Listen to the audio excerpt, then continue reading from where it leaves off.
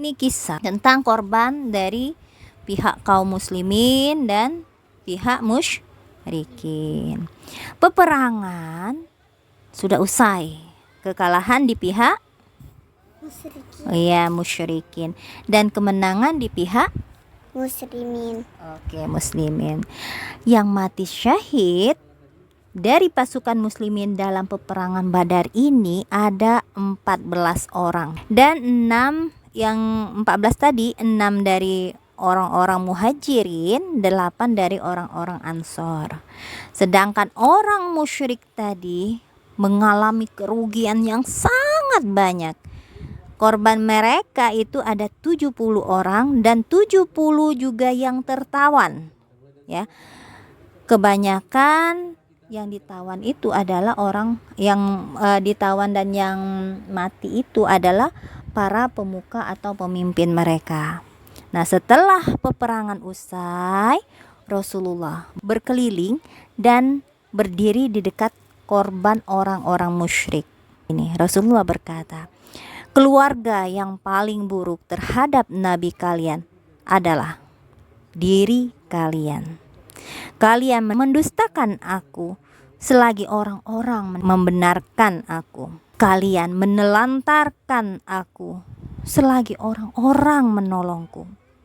Kalian mengusir aku selagi orang-orang melindungi aku. Jadi beliau memerintahkan agar tubuh-tubuh orang yang 70 tadi yang menjadi korban tadi itu dimasukkan ke dalam sumur.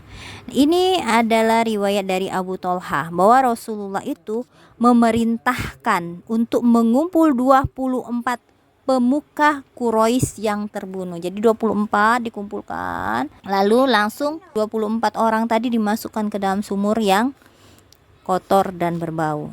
Sebelum itu, jika ada satu kaum yang mendapatkan suatu kemenangan, maka mereka akan mengadakan pesta di Badar selama 3 malam. Nah, pada hari ketiga dari perang Badar, beliau meminta hewan kendaraan dan mengikatnya. Rasulullah minta hewan kendaraan dan mengikatnya. Kemudian beliau berjalan yang diikuti oleh para sahabat hingga beliau berdiri di bibir sumur. Beliau menyebutkan nama orang musyrik yang jasadnya dilemparkan ke dalam sumur.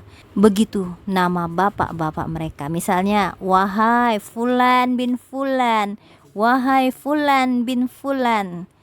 Apakah kalian merasa gembira karena kalian telah menaati Allah dan Rasulnya? Ditanyanya kepada orang kafir itu. Nggak mungkin kan? Mereka kan nggak menaati Rasul ya dan Allah kan. Sesungguhnya kami telah mendapatkan apa yang dijanjikan oleh Rabb kami kepada kami adalah benar. Artinya janji Allah itu menang. Lalu apakah kalian mendapatkan apa yang dijanjikan? Kayak gitu lah sama mayat-mayat itu kan sombong. Bukan sombong, itu menunjukkan bahwa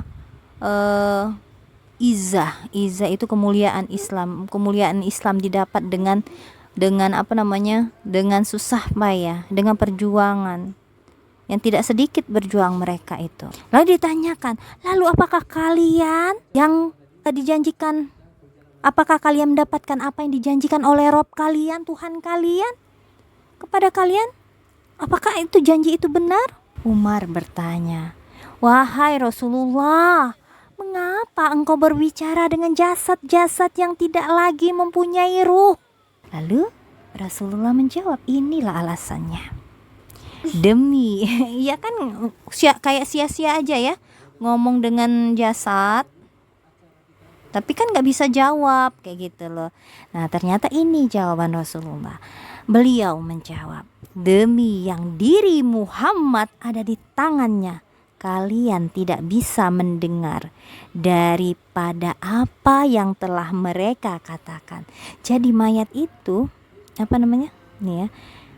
Dan dalam riwayat lain disebutkan kalian tidak bisa mendengar daripada mereka, tapi mereka tidak bisa menjawab. Jadi sebenarnya mayat-mayat di dalam sumur itu sudah berkata kayak gitu, mengatakan sesuatu, tapi manusia itu tidak mendengarnya kayak gitu. Mungkin mereka menyesal, oh kenapa aku tidak Islam lebih dulu, kenapa aku tidak menaati apa yang dikatakan Muhammad, aduh malangnya nasibku, nah kayak gitu ya.